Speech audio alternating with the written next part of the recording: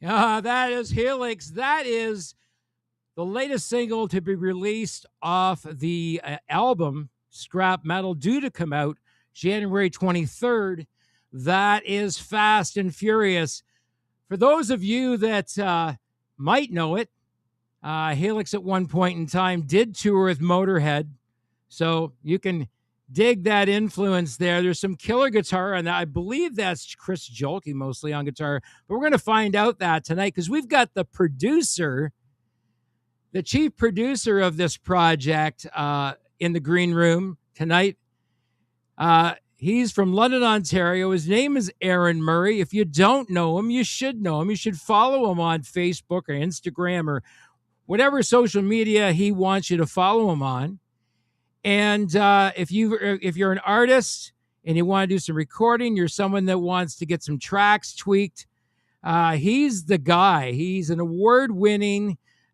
He's a musician, I believe, first and foremost. And then I know he did a whole bunch of schooling, and then he cut his teeth at a place called EMAC in London, Ontario, I believe, and some tutelage there under some really talented people there. And then went on to Charterhouse Studios. And, so he's a recording artist as well. He's a musician. He is a producer. So he can help you get that attitude that you're looking for, that you agree that you want to bring out in your performance on your track. That's something that I understand he takes great passion in doing.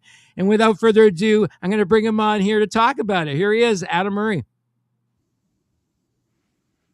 Good day. Good to have you here, brother. Yeah.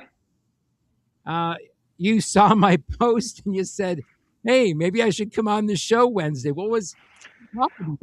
Yeah. Well, I apologize. Like I said, you'd reached out and said, hey, is there a day in January? And then there was that whole Christmas thing that happens every year. And it was just a whirlwind. And then I saw the post about this Wednesday. I went, oh, crap, I forgot to get back. So it was like, hey, can we just hop in this week and do that? So here we are. So no kind of a last minute thing. But no apology necessary. It's great having you on as a guest. This is your second time on the show, and you have some really, really great insights to share with people. You work with a lot of people and on all spectrums of the, sort of the music spectrum, and people of different persuasions in terms of where they are in their career. Indeed. Yeah. Some, I've always had this. There was a line I heard years ago, be the person you needed when you were a kid. And I always thought, like, man, if I had someone like me when I was 14 in the garage or whatnot. So right. I've liked that, finding younger artists or people that you can see something in. Right. And there's that band No Exceptions that I've been working with for a bunch of years now. And, when I met those guys, they were like 17. Right. And I just say, yeah, there's, that singer, he's a rock star. There's something about that kid. He's a rock star. Right. And to be able to help them out and just kind of be the big brother thing is that, to help them, and we did Rock the Park this year, which was amazing. So, so going from the little high school battle of the bands a few years ago to being, the openers for Rock the Park on a metal night. And right. It's cool to see that. So, you kind of have that proud thing. And then you go the other side of the spectrum, celebrating the 50 years of Helix, in the past little bit. So you had a band that's just starting out to a band like Helix. So yeah, there's definitely the spectrum, and it's cool to see. And like, actually, another little proud moment is I played one of those newer new No Exceptions tracks that were just in the matter, finishing up. And I actually played it for Brian. Of Helix recently, and he sat down and he's like, this is fucking awesome. Like, he was like, this is a great song, this production's awesome, wow. Like, so getting that, like, he was really pumped and really revved up about it. So it was kind of cool then to even see that, the two worlds then say kind of collide and kind of get his approval on the new generation of guys I'm working with. How long have you known him? Known him being Brian? Yeah. It would have been since 2006. No, wait. It was the Get Up EP. So, well, 506, somewhere in there. Okay. And yeah, I'll never forget, because I think that one of the first things we were doing was it was the re-record of Heavy Metal Love. Because there was that whole, politics of, well, in Capitol, they licensed the song to the movie, but then they didn't license the song to the soundtrack. And then Brian was like, well, screw it, I want to re-record it so that we can put it on this new EP we're doing.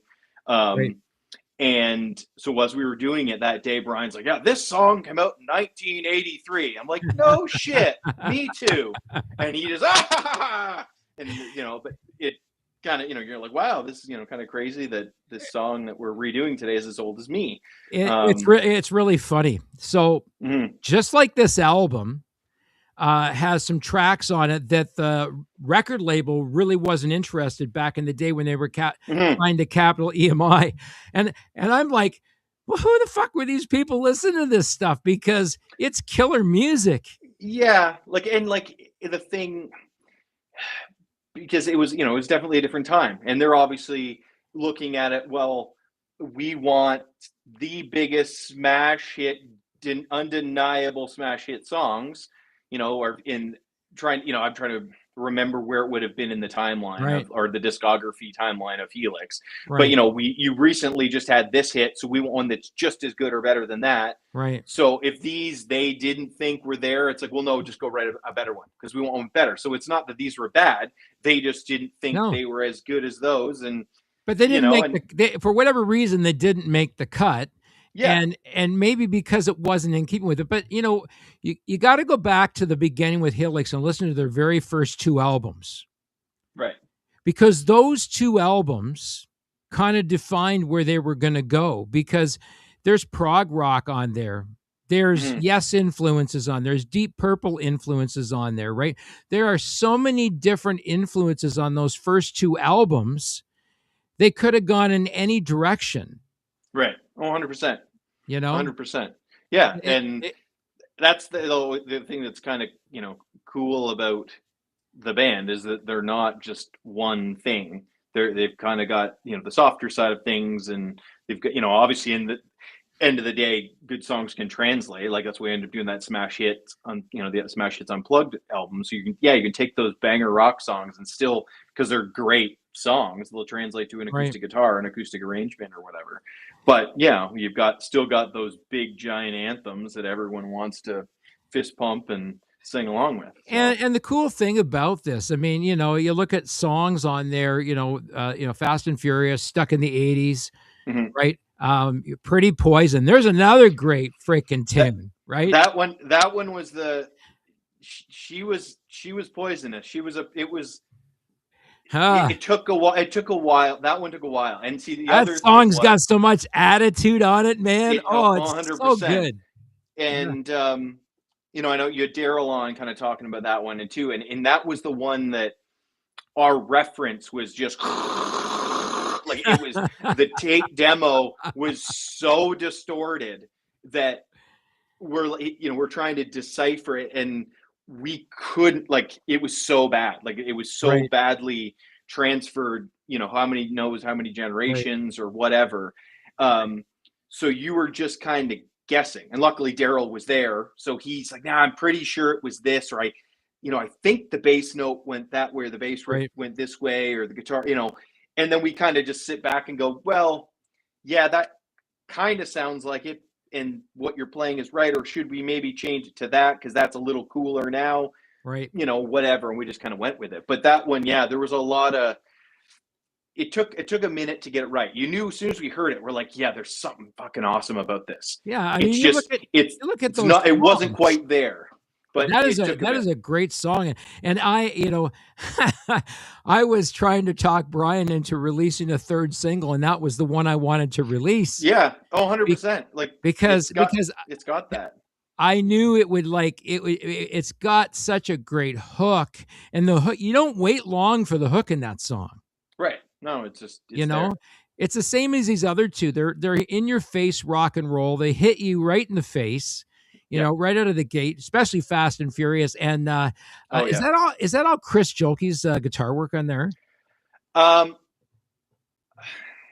trying to remember, because I have this thing where it's, and we're done, next, and you just kind of things, there's only so much room in there. Right. I think all the shredding, the whammy bar stuff is. Yeah. I'm pretty sure Sean played the rhythms for it though. Okay. And I'm trying to remember, there might be some Caleb on that one too. It almost sounds like there's a little Caleb in there. Yeah, I'm pretty sure that one was. Like, I think there's like anything that's like whammy bar, that's Chris 100%.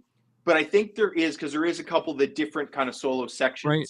So I'm pretty sure Caleb did a bit of it. I know Daryl also then overdubbed a little bit extra guitar in there too. Like, I think he added some harmony things, and he created some feedback, like layered some feedback. Like, he got certain pitches to add. So we created some kind of chords and things. I'm pretty sure that was in this song.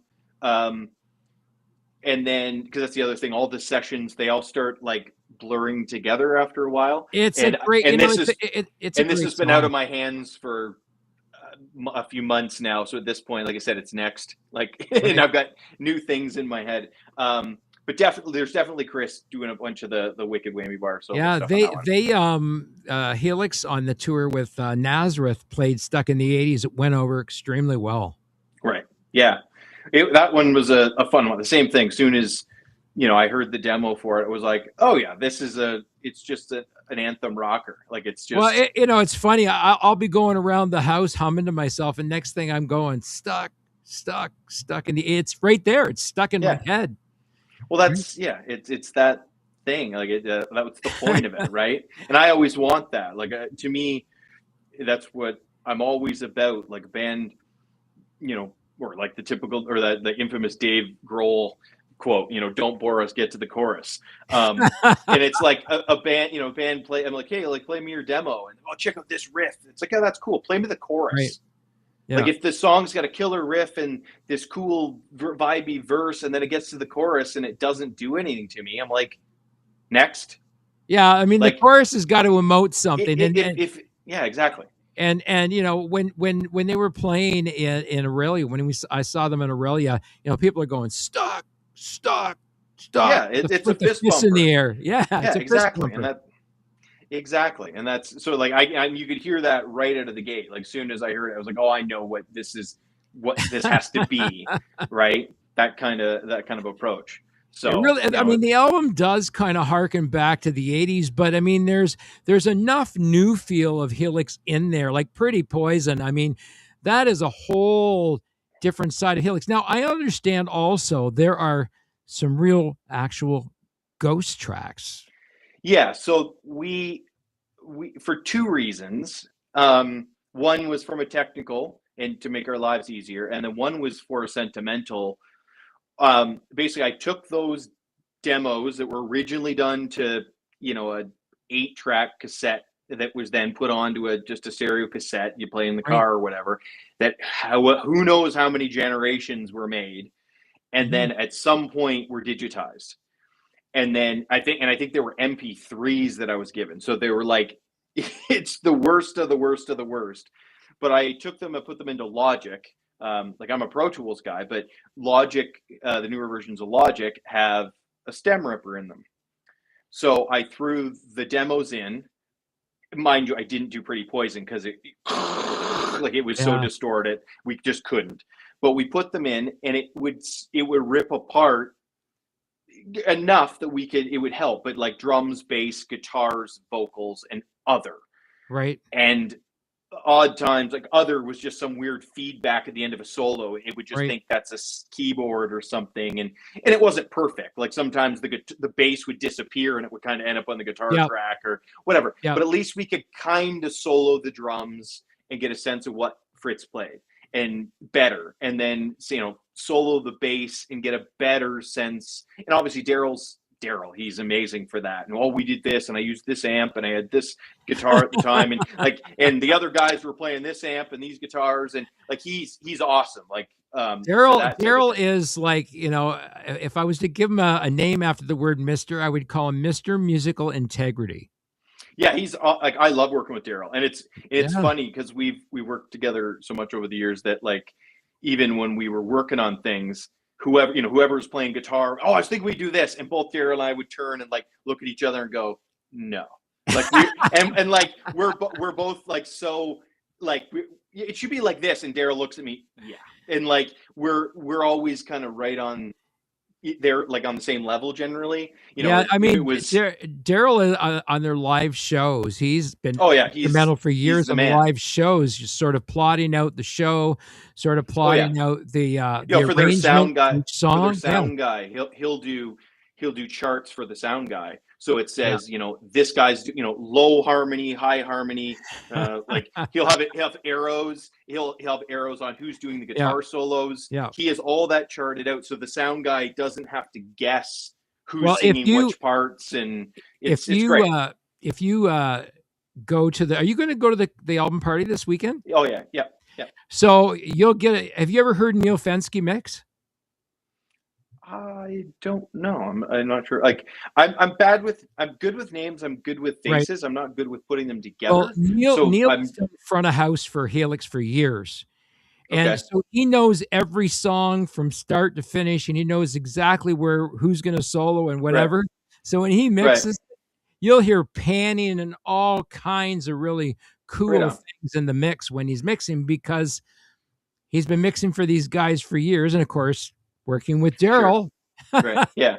Well, Right? that's, and like, I know Daryl said too, like, I think he even mentioned it on the podcast with you, is because there's been so many, the memberships over the years, the guy that would have sang the high isn't in the band anymore, and the new guy only really has the low voice. So Daryl sing the high part, or Daryl sing the, like, the harms have slowly shifted around, depended on, who was in the band.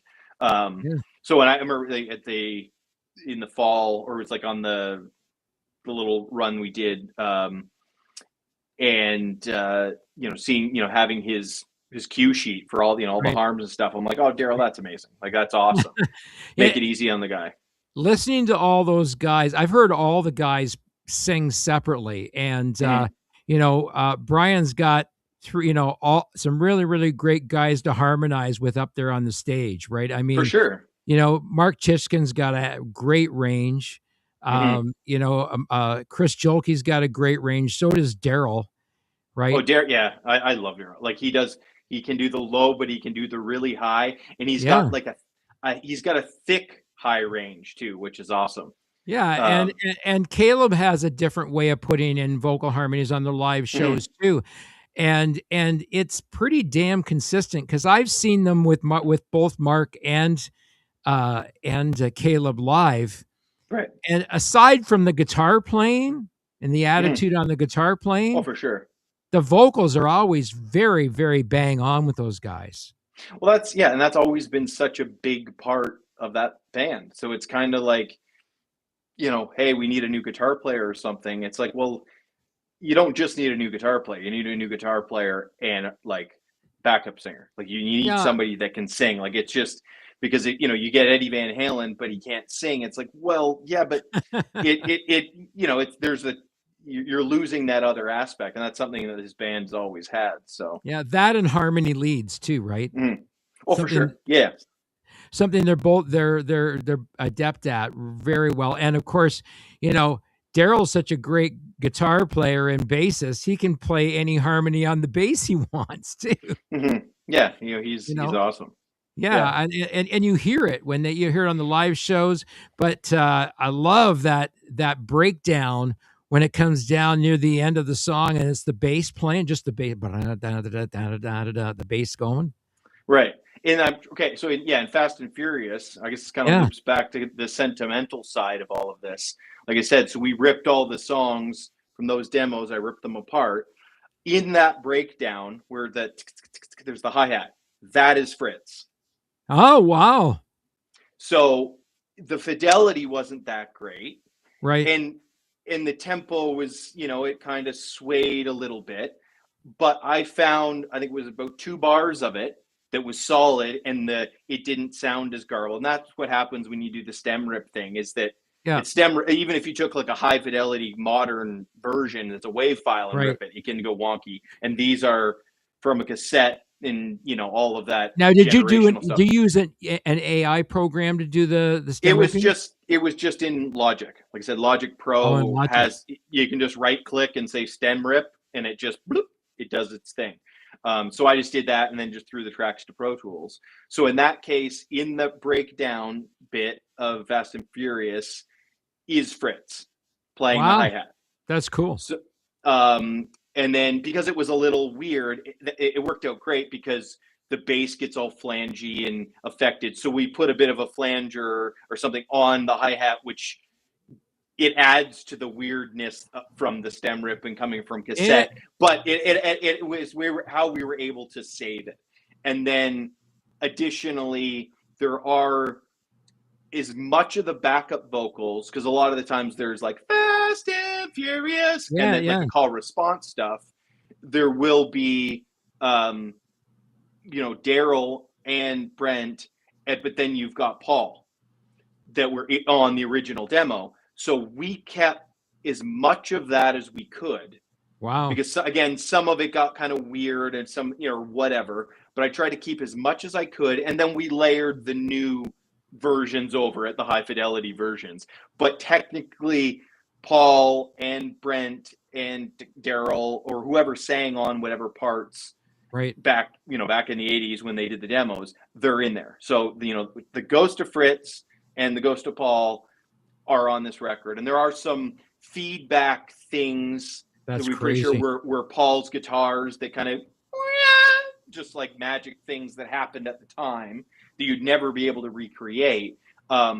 We kept those. I just put a little extra delay on them, but the ghost of Paul's playing is in there, which for fans that's a neat thing, and for even for Brian and for Daryl, like because their band brother, he's still in there, right? So which is it was kind of neat. So I know, and like I think Sean, when Sean was on, he was mentioning about Daryl can be a little hard because you think the riff's great, and he goes, "Hey man, it's not right. Can you do it again?" And I called him, and he was like, "Man, I don't know what's wrong with it. Like it's fine." I'm like, "Well," and once he didn't realize that I'd done this with the stems, and I was keeping that, and that's when he went, "Oh shit, yeah, I got to redo it. I'll just redo it. It's got to be right. It's got to." And then he suddenly, he came to that realization. Yeah, we're trying to. We are making a new record, but we're trying to do this like homage kind of and like thing to the original guys, because that's they're in there. The ghosts of those guys are in there, which is kind of cool. How many tracks on the album did you have to apply that process to? Doing the stem rip, the stem rip, and the recreation of those recordings. Well, I think we did 5 new songs, right, for this album. One was the 80s, which is just a new song. So like the stems were the demo from Sean. So we just kind of worked off of that originally. And then Pretty Poison I didn't even attempt it because I was like, this is so garbled and horrible. It's not what it spits out. It's going to be useless. So I guess really only would have been 3. So it would have been Pretty Poison, Fast and Furious, and Hot, Heavy, and Wild. Yeah, I mean, and you can't necessarily count the 2 bonus tracks on there because they're tracks that the band's recorded before. Some of them are off other productions too, right? On the album, yeah. I'm trying to remember. There's what all went on that. What the whole track list? Because there was some stuff I think from Skin in the Game, right? I'm trying to. Yeah, some of it was old B-side stuff, right? Yeah, there was stuff, and there was some songs that like Brian had said were like from other EPs that he just felt didn't get the light of day the way he'd hoped, kind of thing. So he wanted to just give them an extra little push. So there was Money Goes with Everything. That was the other one, right? So I just brought the track listing up here so I could see it. So Money Goes with Everything. So, and there's definitely backup vocals from the guys in that one. I'm pretty sure there's also some of that weird feedbacky stuff from Paul is in there. Then the other ones, were from other, like, I think Old School, and then Half Alive, I think was one or two of them. I'm trying to remember, but yeah, there was Right. so.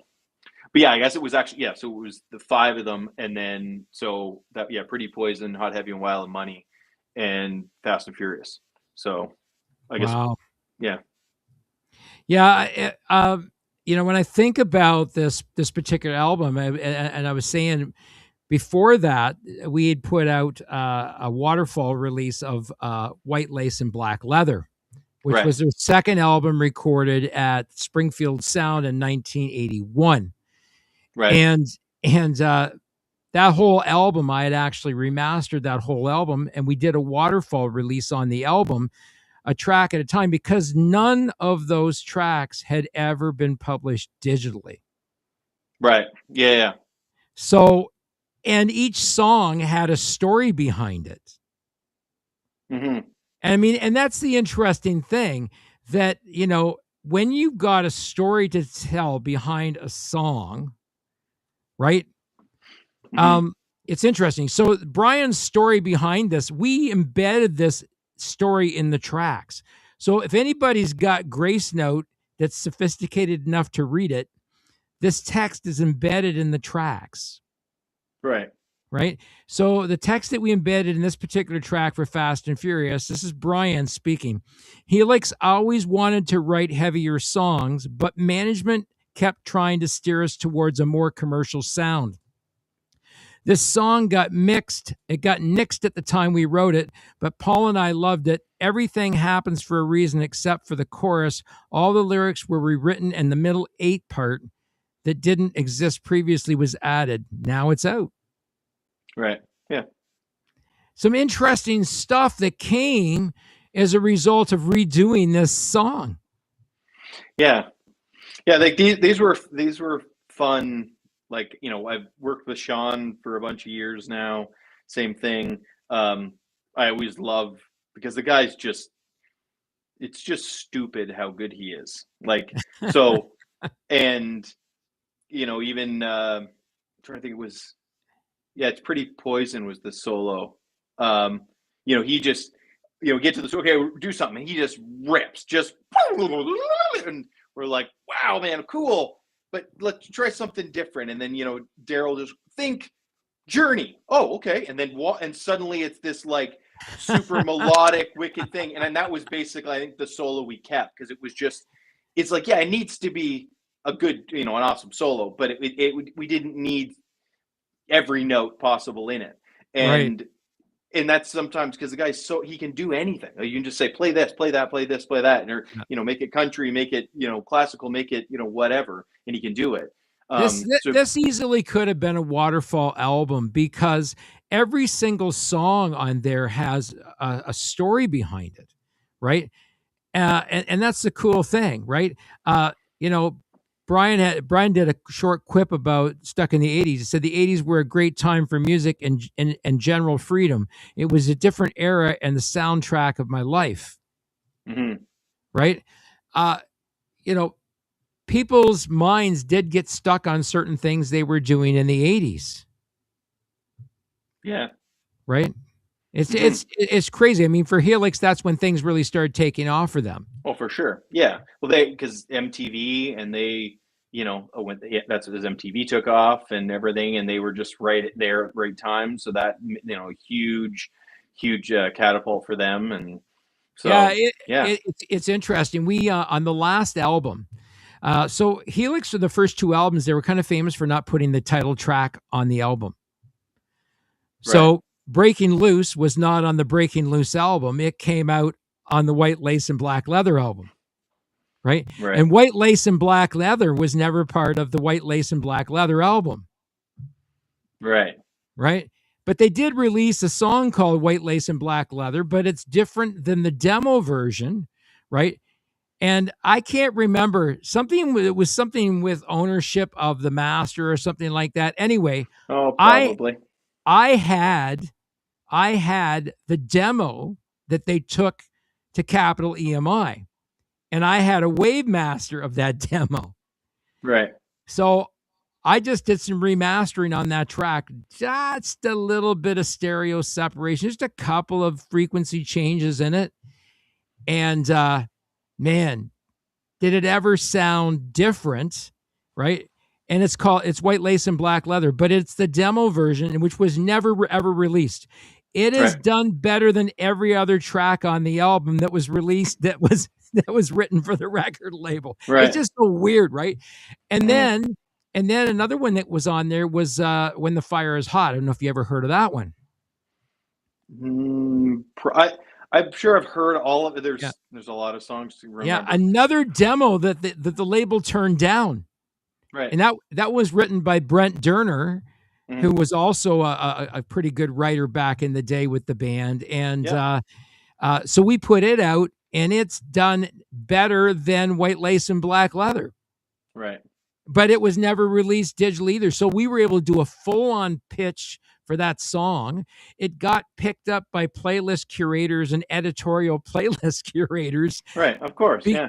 because it's a legacy song. This was a song that Yeah. was produced back in like 1980. Right. Exactly. Speaking of Brent Yeah, is on this album too. He came in. he is. Yeah, He played on Hot, Heavy, and Wild.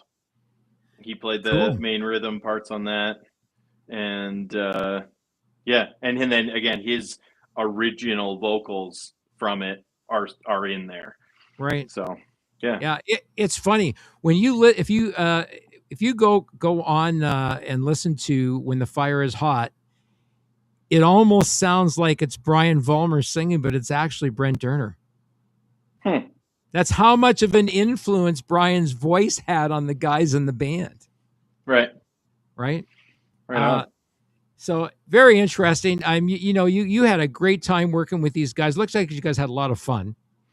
Yeah, we've always, I've obviously, the relationship with Brian specifically, and then obviously Daryl and whatever over the years has gotten better. But like, I've, when I first started working with them, I just kind of, yep, okay, whatever you want, yep, yep. You just kind of, okay, and I didn't, I didn't push, I didn't do the producer thing the way I do now, Right. because I was, well, but you're the big rock star. You've got the platinum album. Like I just, I was just the young kid.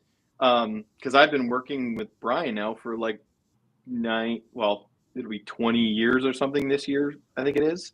Yeah. So, I was just about half my age ago, right? So, yeah, so I wasn't, wanting to tell him, hey man, that sucked, do it again. Like, oh, well, you better not tell him he's bad. He might not Right. like me or want to hire me again or something. Right. But this record, that wasn't the case. I beat the shit out of him, but at the end he's like, fuck man, you kicked my ass, but I fucking love you for it because you get good shit out of me. He's like, I know I can do it, but it's just, I love that you do this.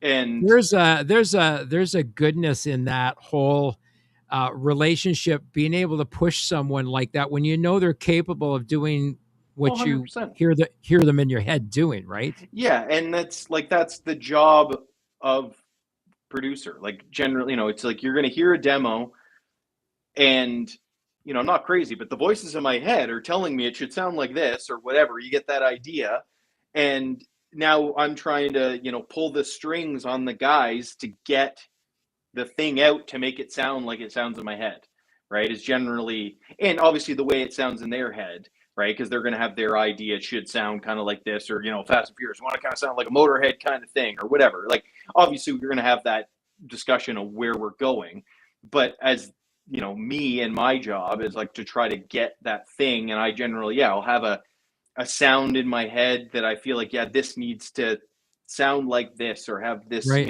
Attitude or whatever. And, Brian's very, very picky about diction. That's one thing he's very, Yes, he is.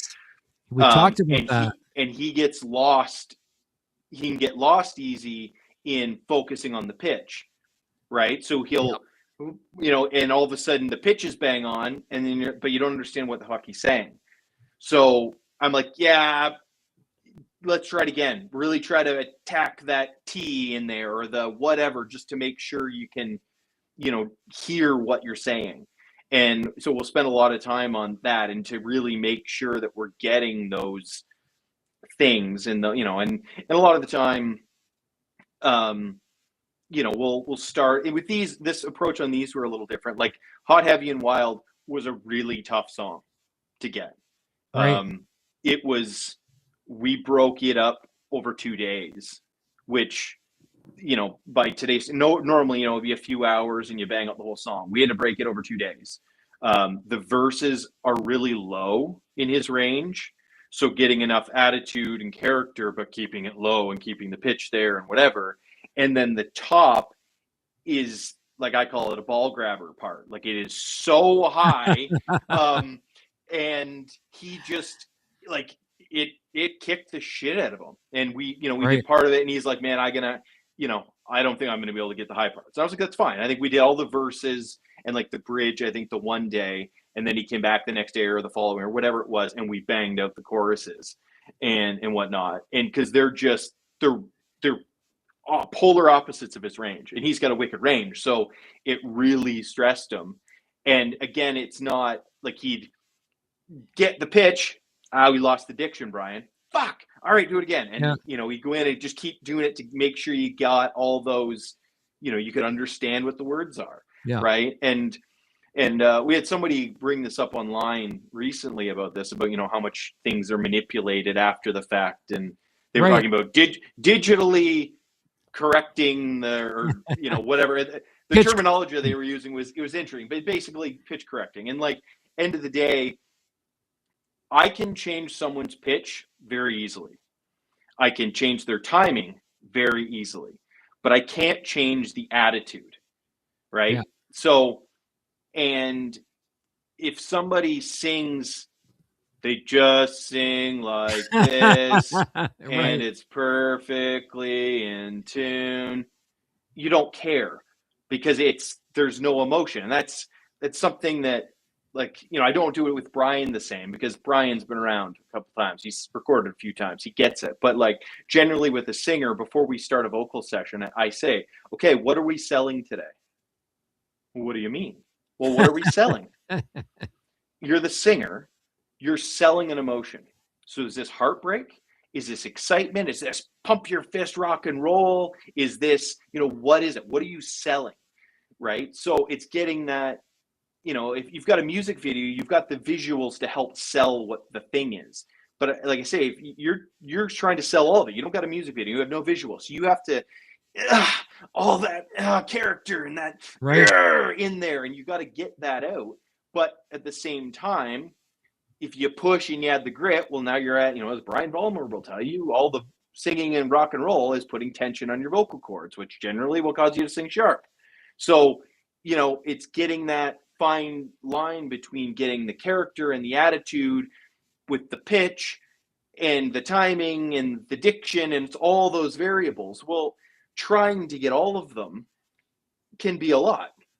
So I'd rather get the diction great and get number one's the character. It's got to be the character. It's got to be enough that it's going to sell that emotion or whatever it is. And then if he's a little flat, but fuck, the attitude was so good, and we're going to adjust that pitch tweak on that note.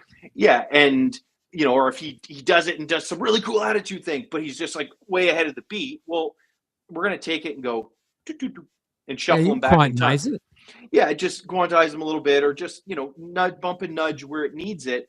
But because we've got that character, because if he could go through and sing it perfectly in time and in tune, but it would suck. It'd be boring, right? And they say the same thing, like with a drummer. You could take a wicked drummer and a shitty drummer and have them play on the exact same drum kit, and then cut them both and put both perfectly in time, and 99% of people will go, that's the better drummer.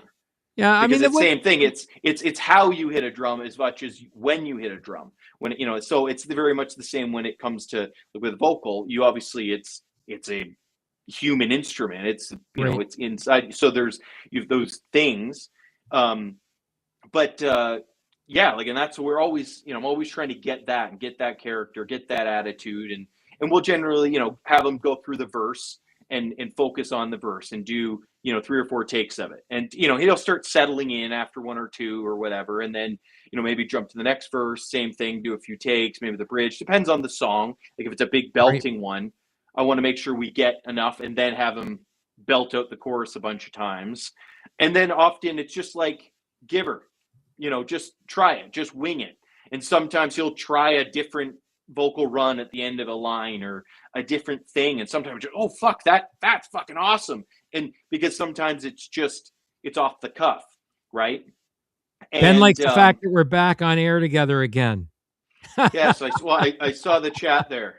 Yeah. And then and Eric Broadbent says, "Hey boys, just wanted to check in and say hi to show my support. Aaron's the man." Eric, Mike another wicked Muscat, guitar player. Michael Muscat. I don't know if you know Michael or not. He's a bassist from Windsor, Ontario. Okay. And he plays in a prominent CCR tribute. Oh, right on. Ben York says, "Ha ha, Aaron, what band you with now?" Well, playing with, I play with Bob Noxious, and yeah, just as far as playing live, that's about it these days. And then the studio thing, and I'll do some live sound stuff for different bands here or there. Like the No Exceptions guys been mixing a lot of their live stuff the past year or so, because it's kind of my little project and whatnot. Right. Yeah. So Keith Hill's from the Great White North. He's just saying, "Hey, gents." He's from up near the Sioux. And Cindy Weichman saying hello from Newfoundland. Mm-hmm. We get people from all over that start watching the show now, which is really, really kind of cool. Right on. And it's great having you on the show tonight, Aaron. I want to say a name to you. I want to switch gears and say a name to you. Danny Broadbeck. Yep. What's that? What's the relationship there? Well, years ago, I did a co-op in high school at Matt's music store. And I worked for a guy named Rick Broadbeck. And Rick was the manager, and you'd go in there, you start working there, and then tell him, well, I'm going to go to OER, and I'm in bands and I want to record, and whatever. Oh, my son, that's what my son does. And then I start, eventually I meet Dan. And Dan at the time worked at EMAC, and which is one big studio here in town. And then I used to go up there and hang out and just kind of be an assistant here or there, or a runner, or just be around and whatnot. And then I went to school, and then I got a call from RB one day. "Hey, I think you need to come. I need to talk to you." Okay. And Rick was a really intimidating guy. He used to be a bank collector. I know. He was an awesome guy. I miss the guy dearly. That was Matt's music, wasn't it? That was at Matt's, yeah. And originally it was Music Mart and whatnot, and whatnot. But Music Mart days too. But yeah, I get this call. I need to talk to you. What's up? No, I think it's in your best interest you come to my house tonight. And I'm like, oh shit. Like, what's up? And I thought, I was like, am I being fired? Like, what's going on? And I get there, and he's like, all right, here's the deal. They want you to go to EMAC and work. Like, oh, so I am being fired, but I'm being promoted. So in the end, I was, 2 weeks out of school, and I was like, I'm going to take August. I had a new girlfriend at the time. I'm going to go to the beach, and I'm just going to spend a month just doing, hanging out with the girlfriend and chilling, and then I'll worry about a job come September.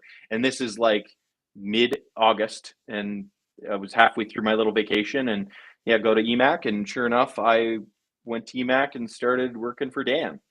And I was there for about 3 years. And yeah, Dan's the greatest dude. Like, he's amazing. What influence did he have on your whole process as a mixing, mastering engineer? A lot. I like so much of the, I want to say everything I learned, but so much of what I learned came from Dan. people over the years have called me, I've got like this slew of names, like, man, you're a wizard, you're a butcher, you're a magician, because they watch me run Pro Tools. And it's like, I've been on Pro Tools for 25 years or something, right? So it's an extension of my body. And Dan and I, when we worked there, it was like, we'd constantly be like, I say challenging each other kind of, but it was like, we were always trying to come up with ways to do things faster. How can we do this faster? And, one of the most common things when you're doing a mix is like a tambourine. Band doesn't think of it. You're like, the song, it just needs a little more. So you got to add a tambourine. So we were constantly, going out and plugging in a microphone and pulling in headphones and getting them set up and doing all this. And like, we're like, fuck, man, we're doing this all the time. Let's just sample the tambourine and build like a sample pack and MIDI sequences, so we don't even have to record the tambourine. We can just drop them in and like, and we, anything in the Pro Tools menu that didn't have a shortcut key for, we used a third-party app to like make a shortcut key for, just so we didn't even have to click on that thing. We could just get there that much quicker. And it was always that. But I loved, honestly, I loved working with Dan. Like, it was awesome. Like, it was just like, we got, you get to that point where you work with someone, you didn't talk. You just like look at each other and you give a nod, and you already know that, okay, just put auto tune and just quickly tune that vocal, or, touch it up a bit while the singer's walking in. Like, you wouldn't have to say things. There would just be like, yep. And you just do it. Right. But yeah, Dan's amazing. Like, Dan's now the program director at Fanshawe, the MIA program, and has for a bunch of years. And like I said, so I mean, that's part of the everything reason I learned. But yeah, I think that's part of the reason that Brian, so enjoys working with you, because he's recorded with Dan in the past. Mm-hmm. He mentioned that to me, the lineage, right? Right. And your relationship with Dan, and having sort of cut your teeth working with him early on in your career, which, he thought was really, really kind of cool. And he thought, well, you know what? I'm getting like, the 2.0 version. Well, that's cool. But yeah, because he's got his own learnings plus the stuff that Dan taught him. Right. Yeah. So there's a couple of generations of learning there, plus whatever you learned when you were going to school too, right? Yeah. And like, I don't want to say like going to school with, my parents, well, if you want to do this, you should probably have that piece of paper and that, whatever. And there was a lot of school that was boring for me. Like, one of the first days in engineering class, you got like a big full scat. It was a signal flow of a big console, like the big Westar consoles we had. And I sat right at the front. So I was one of the first people to get it. And the teacher's like, okay, here, we're going to do this. And he's walking, handing them out to everyone. And I remember that for, one of the first days of engineering class, and I get this full scap and I went, okay, cool. So what now? And he's like, all right, can everyone find the microphone input? And it was like, by the time he'd finished handing it out, I'd already kind of gone over, I don't want to say I learned the whole thing, but I understood like signal flow, and I could look at a block diagram and just read it. Right. So that to me, it was a second nature. So it was just, oh man, I'm going to be bored. That's probably why you become such a wizard at Pro Tools, because, Pro Tools is one of those things that you can unlock more and more of it. The more you know, the more you learn. Yeah. And like, as a kid, I was always really, really good with puzzles and mazes and that type of stuff. And that's what engineering is, right? Like signal flow. It's like being able, you got a big patch bay and you've got to patch in a whole bunch of different microphones into a whole bunch of different pieces of equipment and to different inputs and different outputs to go to headphones. And it's like all these big complex mazes. And I used to, and like I said, like within school, it's like I had that whole signal flow memorized in like a week. So every day you'd start engineering class. Okay, pull out your signal flows. We're going to do challenges. And okay, you need to do this and route it out to a compressor, but you can't use this output. You can't do this, and he, make you think. And I wouldn't even open up my book. I'd just sit there. And after a week, I remember the teacher looking at me. He's like, "You memorized it, didn't you?" And I'm like, "Yep." Because I do that. Like, that's the way I am. The same, like I said, people call me the magician or the wizard. I'm so fast with Pro Tools. I learn key commands freakishly quick. Right. Right. I use them once and they're memorized. So I'm not fumbling through menus and and I'm just working. Yeah. It's fast. And that's, so for me in this job and being able to route things and figure out signal flow and whatever, I just kind of do it. It's just like second nature to me. Yeah, it's interesting how different people approach using different digital audio workstations, because For sure. I when I bought my Focusrite interfaces, I got Pro Tools as a part of that package, but Right.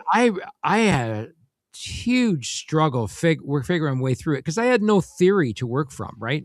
No prior knowledge, so this was all Sure. learn on the fly. And Pro Tools, historically, it was intimidating at first because when you open up a new session in Pro Tools by default, it's empty, right? There's nothing there. That's because right. the way they designed it and figured they wanted to do it was that you build what you need. If you need one channel and 30 aux tracks, then you build one channel and 30 aux tracks. If you need 20 audio channels and 3 aux tracks and this and that and whatever, and they're routed this way and blah, blah, blah, build it. Yeah. And then that's the way they tried to market, because they marketed it that way, as is like, it's anything you want it to be. But then you get people that go, I don't know where is anything? I don't know. And they get like too overwhelmed, because a lot of the DAWs, when you'd open them up, there's like a handful of tracks sitting there, right, by default. So you can just kind of start. But Avid's changed. Like now in the latest version, there's a learning tab built right into Pro Tools. Right. So you can click on it and it shows you instructional videos on how to do stuff. And it's kind of built right in. But yeah, it can be intimidating. And at the end of the day, they all effectively do the same thing. They just all do it their own way, right? Yeah, it's interesting because I went from there, and I'll talk about with you later, but I ended up working with Reaper because it just made more sense for me. Sure. Not Pro Tools didn't. It just, from my perspective, my workflow just went like this with it. I picked it up, and now I'm like a wizard with fucking Reaper. Yeah, right? Well, it's like anything. If you're on, give it your 10,000 hours, you're going to be a pro. So, I think I've been 10 years on Reaper now, and it's kind of like, it's like I was looking for something that worked with my mind, and it actually did work. Yeah, so. I dabbled with Reaper a little bit. Logic, I've used a bunch. There's many times I want to say I don't know how they can legally call it Logic, because nothing in it is logical to me. But I've dabbled with all the different apps over the years and whatever, and they all do their own things. They all have their own strengths. I've just been on Pro Tools for 25 years or whatever, and it's just kind of the thing. So just a quick question before the end of the show tonight. This is from Mike Muscat. He says, was there a moment in the studio where a song completely changed direction and surprised you? 100% that's happened. I don't know if that was a Helix centric question specifically, but there has been times with Helix for sure. There's some of these, Daryl and I getting all hacking and just chopping up like Pretty Poison. We end up hacking it all up and moving things around. And I think it's Pretty Poison. One of them, there was like, we were fixing a bad note on the bass and the punch out didn't happen or whatever. And he didn't do the chord change on the bass with the guitars. And we both went, oh, that's kind of cool, because it creates this weird tension all of a sudden. We went, no, that's staying. Actually, I think it's in the 80s. Right. It's like I think it's stuck in the 80s. There's like, he just kept pedaling the low E when everything else changed or whatever it was. And it was kind of a happy accident. And you kind of go, oh, that neat. It just creates this thing for a second and then goes away. So that really like that happen. There's a nice surprise there, near the end of Fast and Furious, because that da da da da da da da da, that whole all those shots are just bang bang bang bang bang. It just, and it's a completely different movement within the song itself. Right. It's so. Oh yeah, and it keeps you guessing. And I love that. Like a lot of production that I try to do, because we live in that squirrel. Like that's the, you know, that's the world we live in now. Like everyone's attention span is so short, trying to, you know, keep things changing and happening, and, you know, a different guitar part comes in, or a different effect, or a different thing, like, or a little stop or a dropout or whatever, so that it's not just linear. Right. It's not the same thing all the time. I'm going to drop a little bomb here because we're right at the almost at the end here. And the bomb I'm going to drop is, did you read an article today about Bandcamp banning AI music? I didn't read. I saw the headline regarding it. Yeah, I haven't explored it yet, but I want to find out more about what they why they decided to do it. It doesn't surprise me. They're kind of, their whole business model has always been to help the bands, like help the indie bands, right, and help them make money. And that was kind of what the whole platform is about.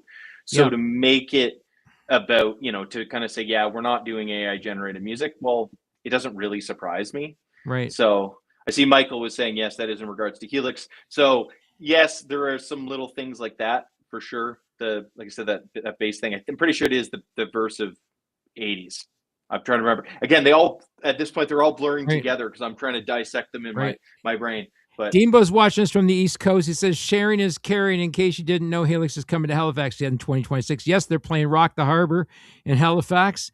I think they're on the same bill with Lee Aaron, which is not unusual for them. He says, thanks, Kenny and Aaron. Enjoyed the show tonight. Yes, I'm listening. Helix on stage at 9 p.m. Friday in August. So, yeah. Cool. I'm hoping to fly out to that show. We'll see if I make it or not this year. I was going to go last time they played out there, and then something came up and I wasn't able to go. But this year I'll have to fly because I'm not going to be able to drive out this time. I'm going to be too far away. So right. Listen, we're at the top of the hour. We probably should have you back on the show because there's a whole bunch more tracks on this album to talk about. I mean, you know, you've got Hot, Heavy, and Wild. You talked about that. Jaws of the Tiger, coming back with bigger guns. There's another great tune right there. You know, Danger Zone, Tie Me Down, Closer, The Same Room, which was a Sire tune, and that has a long sorted pass, and The Pusher, right, a Steppenwolf tune, one of Brian's favorites that he wanted to put on there. Right. Yeah. So very interesting. Thank you for being on the show tonight, Aaron. Always a pleasure to have you here. You're such a fountain of knowledge. Hey, man, I do what I can. Yeah, Aaron Murray from London, Ontario. Check him out. Is it still called Charterhouse Studios? Yeah, for the most part, just hit me up on, you know, Instagram or Facebook. You know, Studio Aaron is generally my handle. Right. Yeah, so that's generally the best way to get a hold of me and whatnot. So yeah. All right. Well, this has been Aaron Murray from Charterhouse Studios. I'm Kenny from Indie Tunes Records. This is the Indie Show, and you are not Kenny. I'm only Kenny. Have a great end of your week, everybody.